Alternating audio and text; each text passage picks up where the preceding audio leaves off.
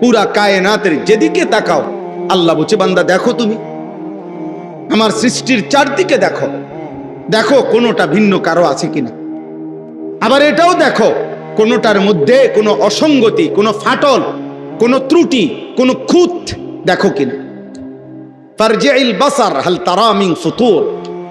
তুমি দেখো না বান্দা, আমি আল্লাহর একটা কুদরতের মধ্যে, সাত আসমান ও জমিনের কোনো কিছুর মধ্যে তুমি কোনো অসামঞ্জস্য দেখবেন। সব পরিকল্পিত, সব কিছু হিসাব।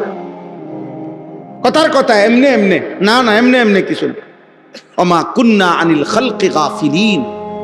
আল্লাহ তাআলা বলেন আমি আমার একটি সৃষ্টির ব্যাপারেও গাফিল নই, আমার একটা পাতা আমি জানি।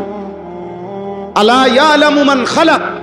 আল্লাহ বলে বান্দা যিনি সৃষ্টি করেছেন তুমি ভাবো তো তিনি তার সৃষ্টি সম্পর্কে জানবেন না?